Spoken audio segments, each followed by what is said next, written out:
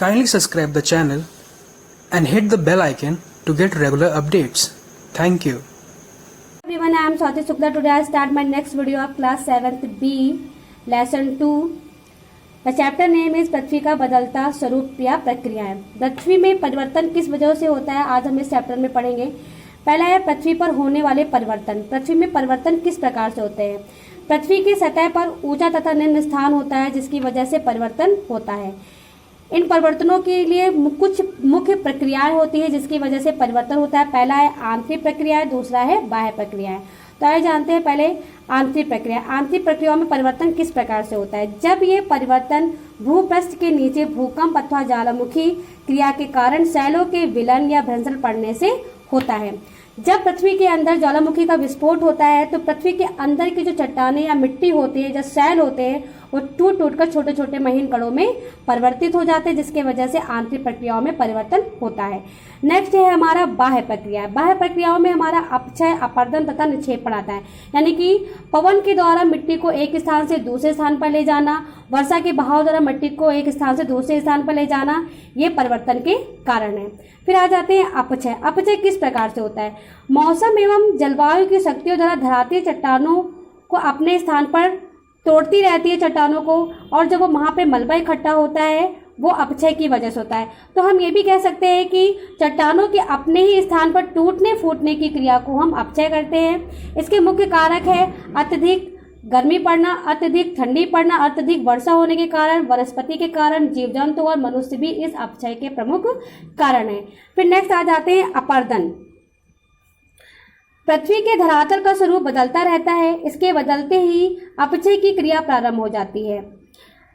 अपक्षय अत्यधिक तीव्र गति से हवा चलने की वजह से मिट्टी के कणों को एक स्थान से दूसरे स्थान पर ले जाते हैं जो मृदा अपरदन का निर्माण करते हैं, हम जिसे मृदा अपरदन कहते हैं। मृदा अपरदन अत्यधिक वर्षा वाले क्षेत्रों में भी बहुत अत्यधिक तीव्रता से होता है।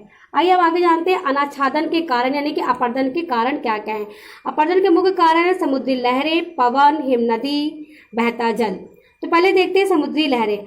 समुद्री तट के किनारे जो समुद्र की लहरें आती है तो वहां पे बहुत सारे पत्थर पड़े होते हैं। वो समुद्री लहरें उन पत्थरों पर टकरा टकरा के उन्हें छोटे छोटे महीन कणों में परिवर्तित कर देते हैं और इन महीन कणों को समुद्री लहरें अपने साथ बहा करके समुद्र के तलहट पर ले जाती है। फिर नेक्स्ट है हमारा पवन। पवन में मृदा अपरदन का सबसे प्रमुख कारण है।